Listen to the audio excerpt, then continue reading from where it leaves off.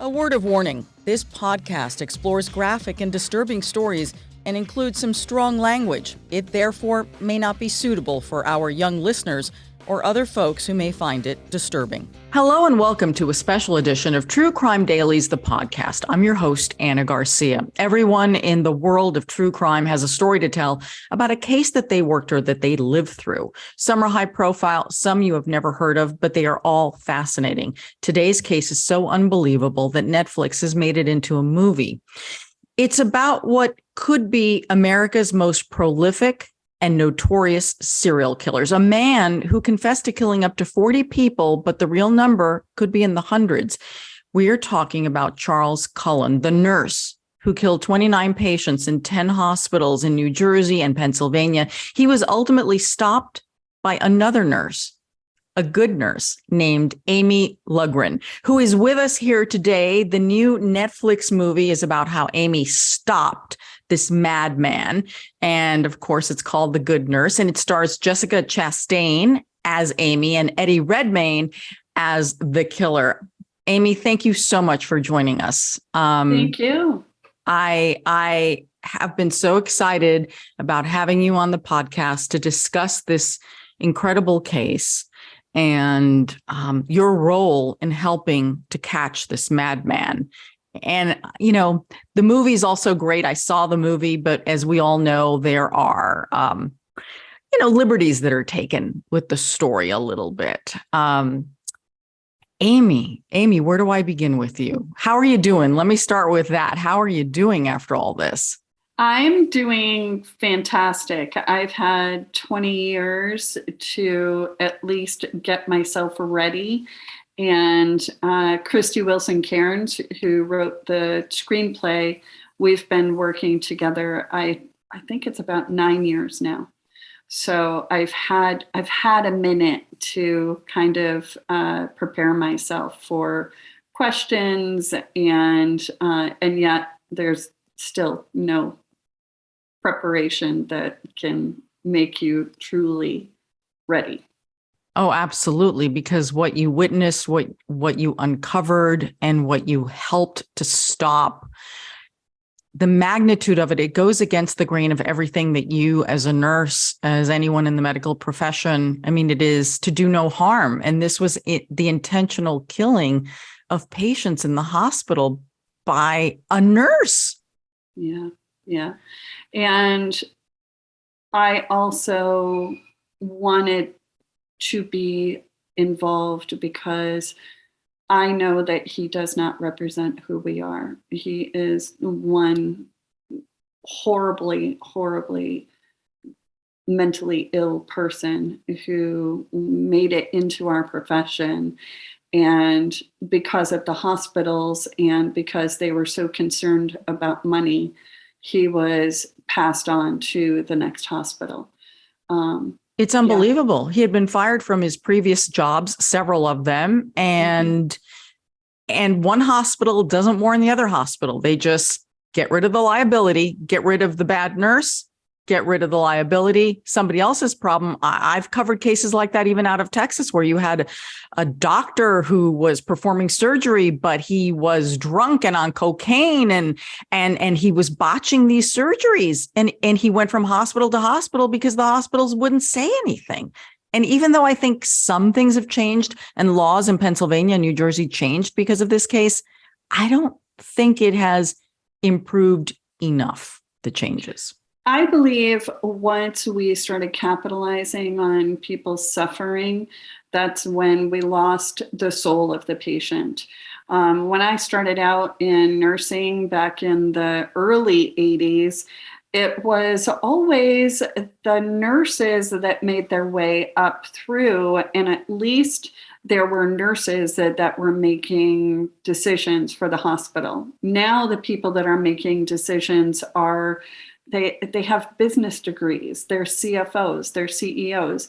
The risk managers now that they put out there who used to be very concerned about the risk to the patient, it's now all about the risk to the hospitals. And once we started capitalizing on it, this was bound to happen. It's extraordinary. And the fact that this man was able to kill so many people, and it could be in the hundreds, and I guess no one will ever really know. The problem with cases like this, because there's a case currently that we have going on in England where a neonatal nurse is charged with killing little babies, specifically twins.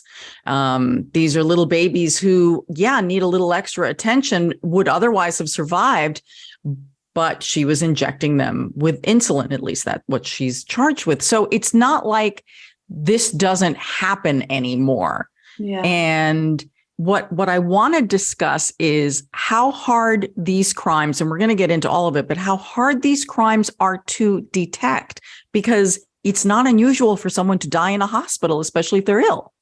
Mm-hmm. And that's why it was so hard also, because there's no way to put that syringe in his hand. And truly trying to make that, give them the smoking gun is, it's a needle in a haystack to try and put him in the patient's room, put him with that medication in his hand, and then to have motive. The detectives, thank God, were so invested in his case that they would have gone to the ends of the earth to get him arrested and put away for life. And you were crucial to that, because the hospital was not particularly cooperative with the police, not forthcoming with documents, not forthcoming with information, making people available for interviews. And Charles Graeber's book, The Good Nurse, he goes through so much of that, and what not only my hospital that I worked for, what they did to get the detectives off the case, but multiple hospitals. I believe there were 5 hospitals in total that knew at least that he was harming patients, knew that he was dirty, knew that he had something sinister happening. Some of them knew for certain that he had been killing people, sent him on to the next hospital. Who are the real monsters here? I agree with you. They are. They have to have some responsibility in all this. They were not criminally charged in any way. I know that the families then tried through several lawsuits, both in New Jersey and in Pennsylvania, to try and get some justice that way.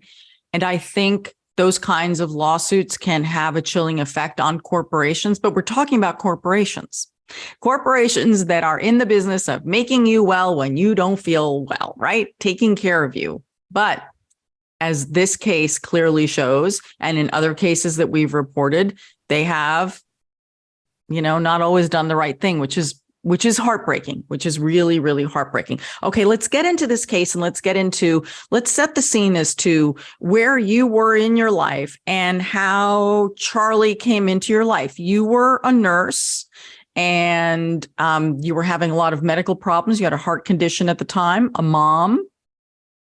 So I had started working at the medical center, and I knew that I had a heart condition.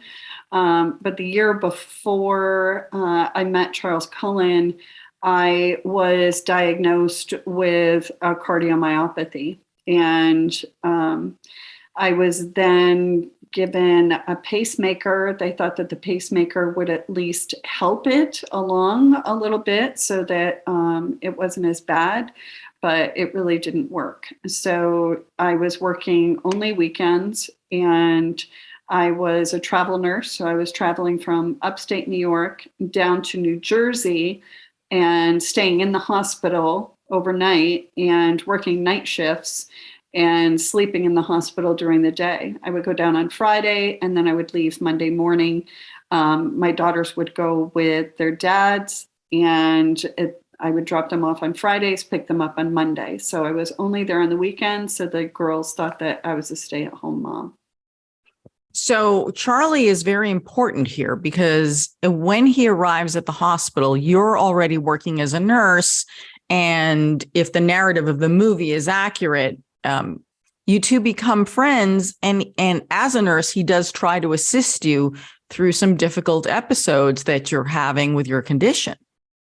And that part of it was real. There were several times where I would be almost fainting because my heart rate would go up sometimes into the 200s. And just because I was so exhausted, sometimes I would forget my medication. I did have medication that I could take to bring my heart rate down. The only problem was that if I took it while I was working, it also made me very, very sleepy. So I would only take it in emergency situations. And there were several times where I didn't have my medicine with me. Charlie actually saw that I was struggling at one point, and I would hook myself up to the monitor in one of the rooms, and he saw my heart rate on one of the monitors out at the station. And he went in thinking that it was a patient and it was me.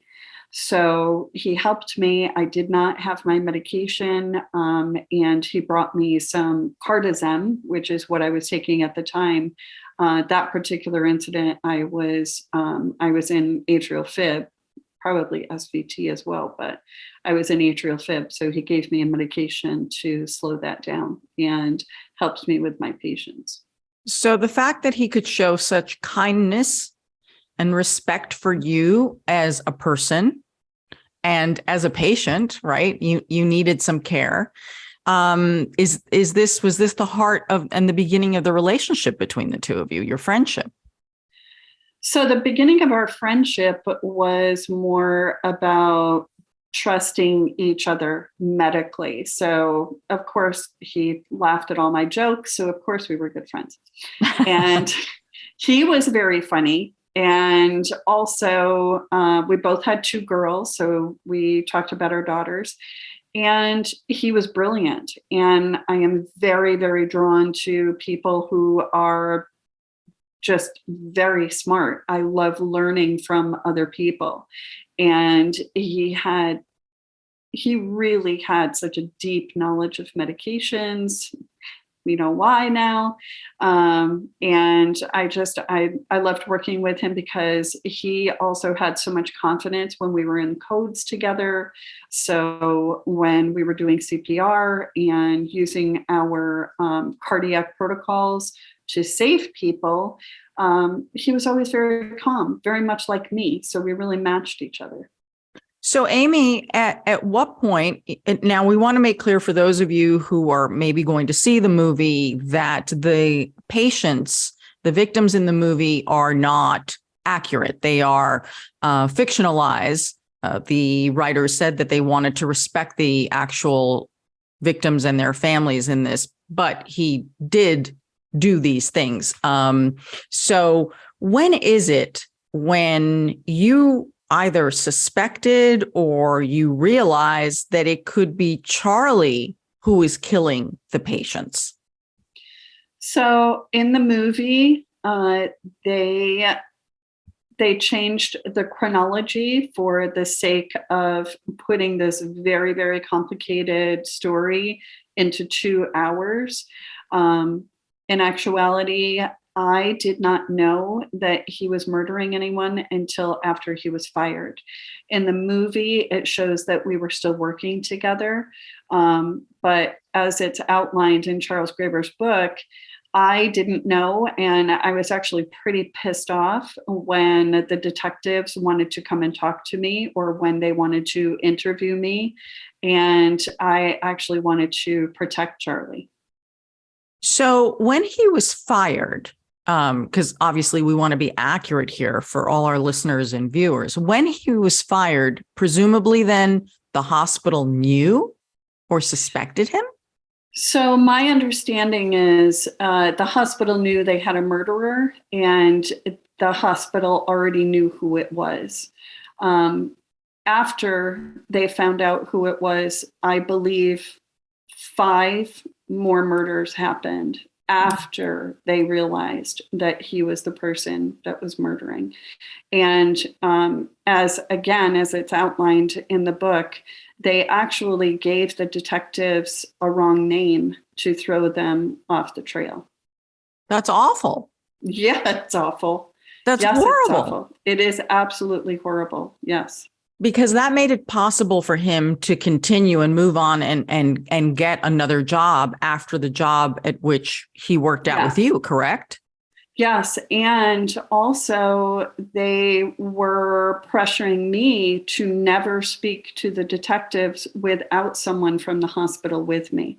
So when the detectives were in my home, we were going over some evidence together, and the risk manager called me while detectives were in my home, and I answered, and I've got, of course, it's a landline that we weren't using our cell phones then.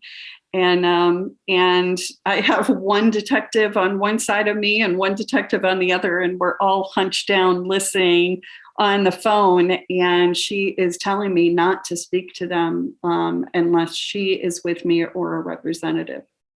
That's absurd. Yes. That's absurd. But you couldn't risk losing your job either, No. No. And also, this is an investigation and things have to be proven. So it's interesting to keep things clear and accurate. In the movie, it's portrayed that you figure it out by checking the saline bags, or the IV bags, I should say, in the hospital, because apparently his MO, if this is accurate, is he would actually inject the medicine, or I'm going to say the poison, into the fluid bags. And that was a random thing, right? You'd never know who was going to get that bag, or would you? So he was playing Russian roulette, and he was, at one point, I know that he did choose certain patients, although I do think that he was having, the Russian roulette thing with the bags. That was not the only way that he tried to kill patients. It was one way that he tried to kill patients, and with multiple different types of medication. I think in the movie, it just talks about insulin and digoxin, but it was a plethora of medications. It wasn't just those two. So how long had you two then been friends when Charlie is fired? And you're mad. You're like, you've just fired my friend. He's a kind person. He helps me when I don't feel well. How long had you known him at this point? I think it was about a year and a half. I don't really remember chronologically when he started working there. I just know that it was probably a year and a half that we were together, I believe. And I think in the movie, they make it seem like it's a lot less time. I think they make it that it's only a few months.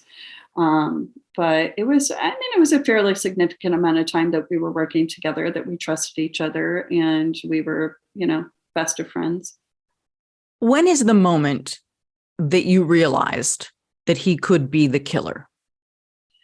So Danny Baldwin, who was the lead detective, he came in to the hospital to interview me. He wouldn't let anyone else interview me. I was actually the last person for them to interview at the medical center. And my representative, who is the risk manager that you see in the movie, the risk manager was there with me. That's a real person. They just changed her name. She had to get up and leave the room for a minute. And up until this point, I was just telling him he was full of it. There was no way that there was anything going on with Charlie. And still at this point, I thought maybe it was narcotics. I couldn't imagine that it was murder. I thought maybe someone had stolen narcotics and they were trying to pin it on him. That was the only thing I could imagine that was that bad that the police would have to get involved. And so he said to me, I want you to look at something. And he did it when she wasn't there. So I saw the Pyxis printouts. A Pyxis is a dispensing machine for medications, and it showed what his actions were and his what he was doing with those medications, how he was taking them out. And it was so evident to me that there was something sinister happening that I just remember I actually thought that I was going to pass out. Just my vision came straight down into this pinpoint of terror. And I was just I couldn't even function. I didn't even know what to say. I was there's no possible way that you can explain how you feel when you've realized that there's a monster in your midst. I cannot imagine. And that's why I'm so grateful for you for being here today and sharing your story with so many. Because I always say this: it's ordinary people who do extraordinary things that change lives, save lives, and help, especially when it comes to the world of crime. So now you have this moment where your friend, you have just realized your friend may very well be a killer. And what happens next? Do they end up using you? And what is it like for you if Charlie's still communicating with you? I mean, I'd be frightened of seeing him. I think I was still in denial, and I kept believing that this was still my friend. And you make up stories about every person that you know. You make up these stories and things that you want to believe about them. And to me, he was a kind and kind of an underdog, kind of a drippy Mr. Rogers type, but very funny. And I always felt like there was, maybe something, maybe like a depression there. But for the most part, I just knew him as someone that I wanted to protect. So my idea of when I was trying to just keep this relationship with him, we would record phone conversations. I had to keep the conversations moving so that, bring up certain things so that he would actually talk to me. But we just really couldn't get anything out of him. And also knowing that everybody was listening in, I had to close my eyes. And I remember at one point I was holding on to the phone and the phone was shaking so bad I was actually hitting myself in the head with the phone, just because it was so scary. It was just the idea that, all right, he is murdering people in the hospital. What if he's also murdering people outside of the hospital? We didn't know. So did the hospital know that you were working with the police? No. Oh my God. No. And he was already at a new hospital by the time you're working with the police? So no, we made certain that it was actually a job. He did get a job. He didn't start that job. And when I knew that he had gotten a new job, he actually called me to tell me that he had gotten a new job. And I called Tim Braun, one of the detectives, and said, he's going to start work this week. And that was when they said, let's go in with a wire. Can you go in wired? Oh my God. So this meeting really did happen in the movie. There's this moment where you meet in a restaurant, you've got recording devices on, and you reveal to him in this meeting that people are saying things about him. I don't want to talk about Parkfield.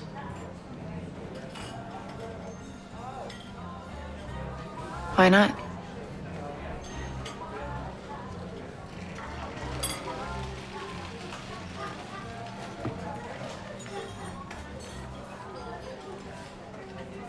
Is it because what they're saying is true? Because, I wouldn't care if you did those things.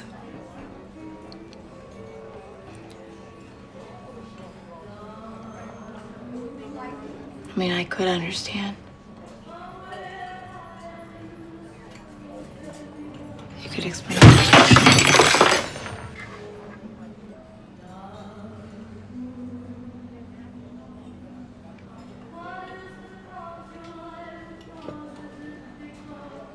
And this meeting almost didn't happen.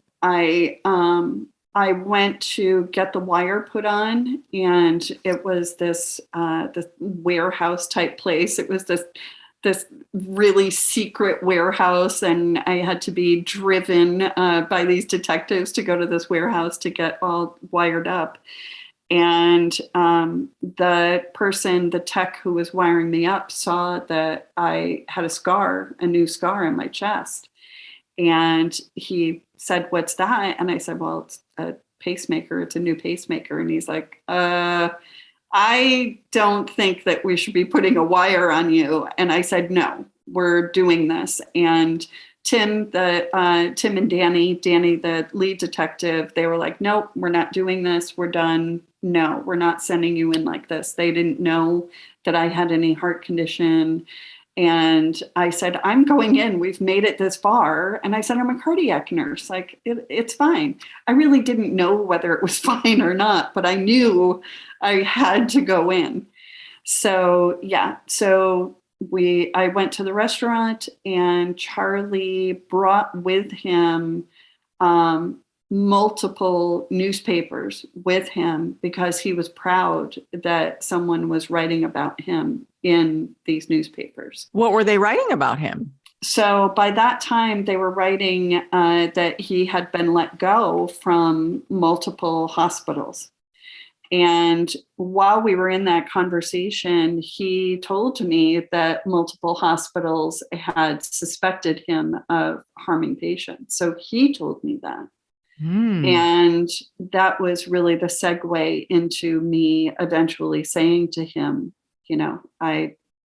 I'm still here. I know that you did this, and I want us to go in together. I can help you. And that's when the wire malfunctioned. Oh my God. Is that Yes. unbelievable? Is that Yes. just unbelievable? That's not Hollywood. That's reality. That is reality. The wire malfunctioned. And at that point, he had given me essentially a partial confession. And he said he just wanted to go down fighting. Okay. So he walks out. You don't know that it's malfunctioned at this point. No. Right. No. Right. Because you didn't have that capability of the police talking in your ear. So you don't know it's malfunctioned. When it's revealed that it has malfunctioned, what happens? So I still didn't know that it had malfunctioned. They arrested him, and behind the scenes, they did have so much, they had put so much work into this investigation already. There was a huge team that they had on this to prove medical homicide, and they had already exhumed a body. I didn't know this. I had no idea. I really thought that it was really, like, at that point, it was just up to me. And they did have a lot of meat in this investigation, or at least enough that they could have proven at least one of his murders. But with a confession, it would just completely seal the deal. And it would make it so much easier for them, so that they could then move on with the investigation. But when it malfunctioned, they certainly didn't want me to know. And they called me. He was not speaking. So at this point, he's arrested. He's arrested. He's in custody. Mm-hmm. He's in custody, not speaking. And I went to work. I actually went to a Christmas party. And I was like, oh, it's over. It's done. I can drink a Heineken. I'm good. I love you. I can drink a Heineken. Yeah. So I'm like, oh, yeah, I'm practically celebrating. Okay. But I'm in silence because no one knows that I was working with the detectives. And then 2 days later, I got a call from Tim asking me if I could go back in, because they hadn't gotten a true confession out of him, and to see if I could get a full confession out of him. And when you say go back in, he's in custody and you go into the interview room. Yes. But are you there alone? No. No. No, there's an officer there. There's always someone there. There's always someone listening. There's always someone right there available. Yes. So when you walk in, and that's a scary place to be, plus, Very, we have a man who knows that he's been found out, and that's always a very dangerous place with a killer. And on top of it, now he knows that like you really know, because you're visiting him in a jail, in a police setting. So what was that like? I think I needed to just go to a place within myself where I would do anything at that time to make sure that I got a confession so that he would never leave that cell, so that he would never leave that jail. And the pressure on me in that moment, I really felt like I was the only answer. That was really the way that I felt. And when I was talking to him, I just made it very, very clear that we were still friends and that I needed him to be my hero, to make sure that I wasn't implicated, make sure that his daughters weren't dragged through a trial. And so I truly made him believe that he could be a hero in that moment. And did he believe that you had betrayed him, or did he still think no? So he had no idea. No. So how did they explain you showing up in the interview room? So my understanding is that they told him that I just kept calling and calling and calling. Also, at that time, I was dating a judge. So, and Charlie knew that. I don't know if the detectives did, but it just made it so much more believable that I could kind of pull some strings to go in to be able to see him and talk to him. I also think that he was very, very smart. And I think in that moment, it was, could he have been playing me and I was playing him? And he just wanted to come out of this as being the hero and was being performative. I don't know. It's a possibility. Extraordinary. It's an incredible moment in the movie. And I'm sure that that's only a fraction of everything that you were feeling and that you experienced. It's, in fact, before we started recording, I said to you, did that really happen? Like the police really let you into the interview room and you Yes. you sealed the deal? Yeah. That sounds almost like such a Hollywood move, but that was a real move. Yes, that was real. That was real. So at what point did Charlie realize you had betrayed him? Not until the book came out. All those years? All those years. How did he think you were his friend? Did you remain in communication with him? So I saw him probably a couple dozen times in prison. I did not get the answers that I wanted. I had just regular, plain old vanilla visits with him. It was me still being in denial and still showing compassion for him. And also going to see him when we were going to be filming the 60 Minutes piece. Wow, Amy, that's unbelievable. So you continued this relationship with him. In that time period, were you able to get any more information that was of help to the police? No, because by that time, after all of the civil suits ended was when I was able to talk to Charles Graber, when I was able actually to talk to Charles Cullen. They only knew me in the paperwork as CI. I was just a confidential informant. No one knew who I was. Extraordinary. And when he did find out, what was that like? I received a letter from him, and it was It was the last letter I received. I just knew that it was him finally coming to terms with the fact that I was his last friend. Wow. Wow, wow, wow. So just some details here of the case.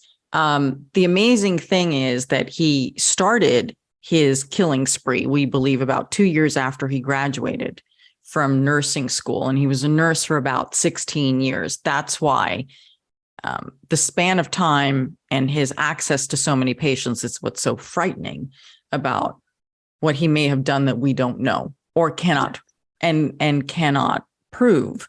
So Charlie Cullen is finally arrested in December of 2003, just to give everyone some landmarks here. And he pleads guilty to 22 counts of murder in New Jersey, 7 counts of murder in Pennsylvania, 6 counts of attempted murder. Ultimately is sentenced to 11 consecutive life sentences with no possibility of parole. And the reason that he's in prison, I believe, in Trenton, New Jersey. And my understanding is that he took this because he wanted to avoid the death penalty. Is this really possible? No. Okay. It's not possible. Okay. All right. No. And I know that there were things that did happen when he confessed to me. He did decide he did not want the death penalty because his sisters and his daughters had asked him not to. There is a part of me that has a lot of problems and challenges with showing him any level of courtesy, even in that, with all the lives that he has taken. It makes me ill. Yeah. So where I am with all of that, I went on a very, very deep spiritual quest after all of this happened, mainly because I had so much guilt for not seeing a monster in front of me, for him harming patients that were right in front of me. I just could not get over the guilt of that, and the guilt of knowing that maybe I could have stopped him sooner if I had been aware. And the place that I have gone with this is that meeting that type of brutality with even more violence, even of thought, just doesn't compute for me anymore. I don't believe that people should be forgiven, so to speak. I believe that people should be held accountable. However, our humanity is about compassion. Our humanity is about meeting these very mentally ill people with some type of compassion. He did not start his killing spree in the hospitals. He started his killing spree very early on as a preteen.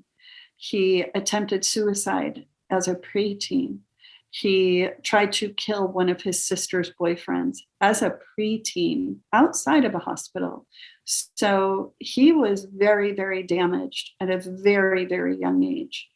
And it's very much about protection and my overwhelming need to make sure that the vulnerable are the most protected.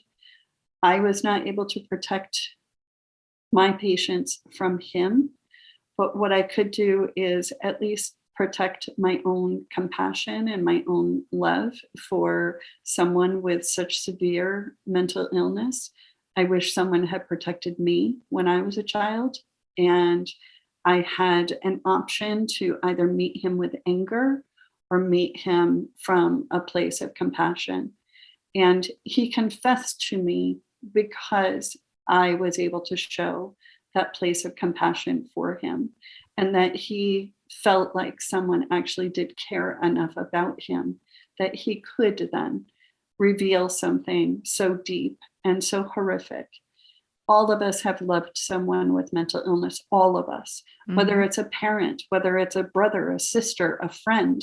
We have all loved someone, or maybe it's ourselves, that has some type of darkness that we can't share with someone, that we would hope someone would come to us with compassion and understand us in our worst, at our worst. That does not mean that we don't hold those people accountable for their behaviors. But my behavior comes from a place of compassion.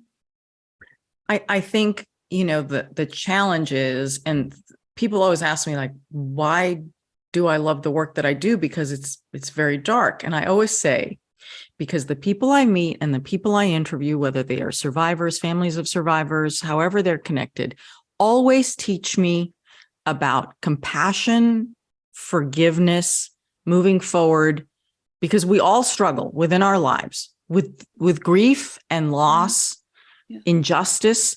And I'm always amazed at the gift I get from the people I meet, sharing with me their journey and how they found that path, which is so hard for all of us on a daily basis. Our hearts harden.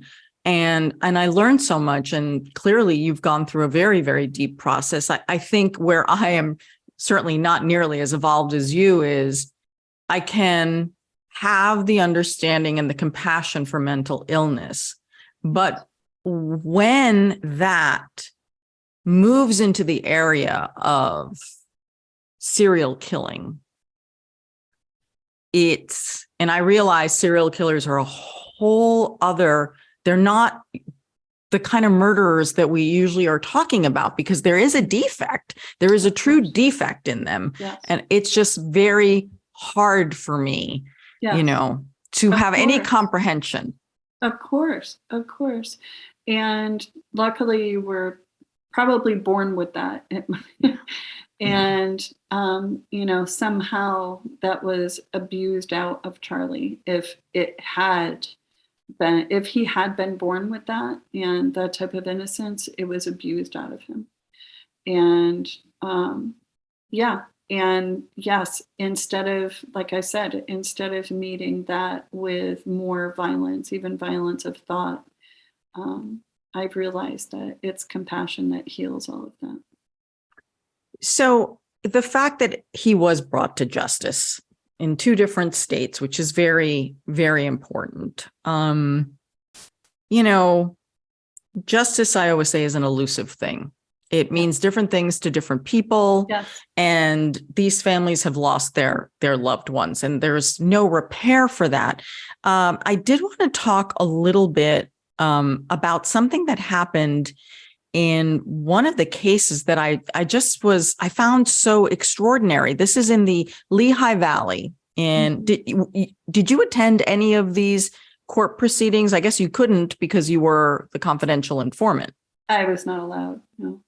Okay. So this one to me is fascinating. So he's in the courtroom, and this is in Allentown, and he becomes very agitated, and he starts acting very bizarrely, and he starts chanting to the judge. He's mad because the judge has done an interview with a news organization, and therefore Charles Cullen believes that this judge should be and he's been himself. Compromised. Yes. That he's been compromised. Okay. Well, I mean, let's look at the reality here of compromise, guys. But okay, I hear him. So he starts chanting over 500 times, quote, "Your Honor needs to step down." And he wouldn't stop. So they gagged him. They gagged his mouth and they duct taped him shut so he would just shut up. Yes. And there are these pictures and videos of him coming out of the courtroom. He's got like a weird net on his head and towels around his neck. I mean, it's insane what happened in that courtroom. It almost became a worse circus than it was. And you can see that performative side of Charles Cullen. And you'll be able to see that in the documentary. His words were that he wanted to put these patients out of pain. And it was a performative moment for him during his confession. The fact is, he used medications that brutalized patients. He used, if he had been a mercy killer, then he would have used medications that would have literally just put people to sleep. We have hundreds of those medications that we could use to help them relax and just drift off, go to sleep. He didn't choose those medications. He chose medications that caused pain and terror, and he used paralytics that people were not able to even blink their eyes or call out for help. And it would even paralyze their diaphragm so they could not breathe. So that's not a mercy killer. And I think that that's also why he was whitewashed in many of the accounts in the papers, because they called him the angel of death. I hate that. He's not an angel. He's a monster. There was nothing angelic about what he did. And what that also did was take away the voice of these patients and these victims, and it took away the grieving that these families were robbed of, because they then became sterilized as, oh, he was just helping them. He was not helping them. And that is something that I keep saying to people. He was not a mercy killer. And just because he said that he was a mercy killer does not make him a mercy killer. He was not. He was a cold-blooded murderer. And we can believe those things because the evidence shows that he was a cold-blooded murderer. And when the victims, the survivors, the families had an opportunity to give their victim impact statements in the courtroom, he wouldn't even look at them. He wouldn't look at them. He closed his eyes. I was thinking to myself, why didn't they duct tape, his eyelids open? Because it's just another form of disrespect. I get it. His acknowledging isn't going to fix, help, heal. I get that. However, the story that I had made up about who my friend Charlie was, my friend Charlie would not have done that. And the story of who I wanted him to be kept me in denial for longer than I wish I had been. And the stories that we make up about people that we think we know. The truth is, he was a cold-blooded murderer. And whoever is now serving that time is the murderer. It's not my friend Charlie. Amy, can you give us any context here to something also that happened that was very bizarre? After this trial, he donates one of his kidneys to someone who's dying. He has surgery and then he goes back to prison. Like, what? I don't understand. It was also performative. And again, this is my opinion. He did not tell me this. It's my opinion that, so this particular person that he had donated a kidney to was his ex-girlfriend's brother. So his domestic partner had reached out to him and asked him about potentially matching to see if he could match for this kidney. And he matched.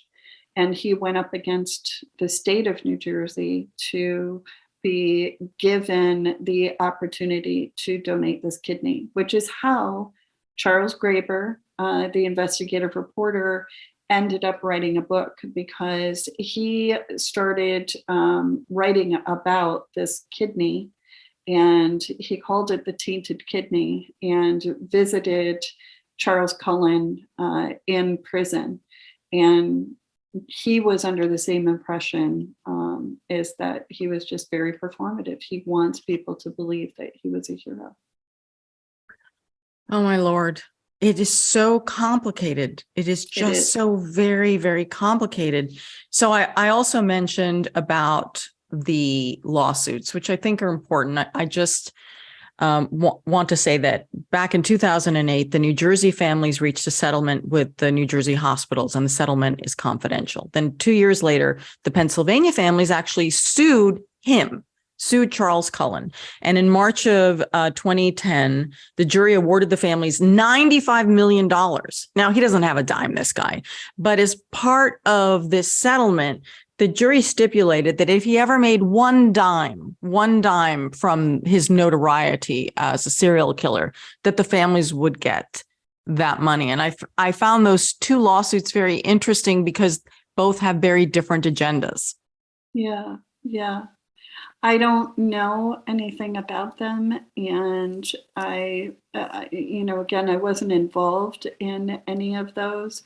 I feel so bad for the families. I just wish that I could have intervened sooner. I wish that I could have saved more of these patients. I know that there were other nurses who did try to stand up against the hospitals and they were shot down.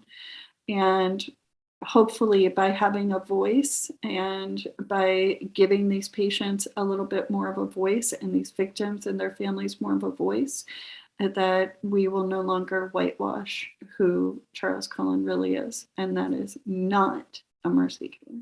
No, he is a monster. He is a murderer, a prolific murderer, a taker of lives. We're going to try and play a little clip of the movie. We need your help, Amy. Look, I'm sorry, guys. I don't know what happened to her. To who? Kelly Anderson. I mean, Who's Kelly Anderson? Is there another victim?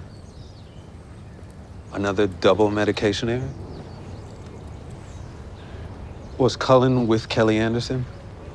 this has nothing to do with Charlie. How well do you know him? Really well. Do you? He's been at 9 hospitals, and none of them will talk to us. What do you mean? No, if something would have happened, he wouldn't have been able to get another job. The hospital would have done something. You would think so. Yeah. They're stonewalling us. You have to help us. Again, it is a movie, but I'm just curious what it was like for you, this experience of not only, having your story told in a way that is interpreted by others, and then seeing it. And then I know you've been on the press tour for all of this. Mm-hmm. What's that been like? It's been a little crazy, only because I just never realized how much of just how much notoriety these actors have, for one. It's also been so nice watching Jessica and Eddie just be so respectful of this message about Tobias, the director, and how he really wanted to bring forward about humanity, not about a serial killer, that he did not want this movie to be about sensationalizing yet another serial killer, and how much care he took to try to make that happen. But it's been a little crazy, and I now, as I have said, my platform, whatever this is, whatever you want to call it, is very much just about having a voice for those victims. Absolutely. And hopefully the continuation of improvement and reform in the medical system when it comes to these issues of reporting and having liability and responsibility, and not just to have a bad and dangerous employee and then pawn off that dangerous employee on another institution. That has got to stop. That has got to stop. And I think that the film made that very, very clear in the end. And the fact that this is still going on in the world, and you can still have really, dangerous people in the medical profession, whether it's nurses, doctors, all these people, and move them from one place to the other. Hey, it's not my problem, not my liability. Yes, but there are lives at stake. So until that really changes, that to me is, I think, the huge significance of what it is that you're doing here, because you're really calling attention to this problem, and there is no way out of it You can't talk your way out of this one, hospitals. I'm sorry. And the fact that that risk manager was promoted. She was promoted. Mhm. Yeah. Yeah, because if you protect the company and the corporation, you That's get right. rewarded. That's right. You speak out against the company or the corporation, you're the bad person. Mhm. Yeah, that's got to change. And Amy, it has just been such a pleasure talking with you. I am grateful that you have shared so much of this with all of us, because I think it is important that he is memorialized as the monster he is, not some headline, not some showboater in a courtroom, not some guy who had pity on dying people, but what he really was. And I think that that's really important. You mentioned a documentary, and I know you want to talk about that before we go. So there is a documentary that's coming out that does speak out against the hospitals, and it does give also a voice to some of the nurses who did speak out, and they were punished for it. And there were many nurses before me who tried to take down Charles Cullen and couldn't do it. I have a feeling, if you wish, please come back with some of your friends. I would love that. I would love to have a conversation with them. You always have a place here, and we'll talk for as long as you want, and in a respectful manner, with the hope that the more we talk about it and the more we put it out there, the more there will be change. I would love that. And thank you. Amy, it's been such a pleasure. As I say, ordinary people doing extraordinary things, and you are a perfect example of that. You really did it this time. Thank you. Thank you. Thank you so much. The movie's out. You can get it on Netflix. It's called The Good Nurse. It's definitely worth watching. And now that you know all the backstory of what really happened and didn't happen, you'll enjoy it so much more. I shouldn't say enjoy. You will appreciate it. Amy, thank you so much. It has truly been both horrifying and inspiring, if I can say that. And I mean that in the best way. I really do. So, Amy, thank you so much for joining us. You can catch this episode and all the episodes of our podcast wherever you get your podcasts. You can also watch this on YouTube at our YouTube channel, or you can subscribe to our newsletter at truecrimedaily.com. I'm your host, Ana Garcia. And until next time, as we always say, don't do crime.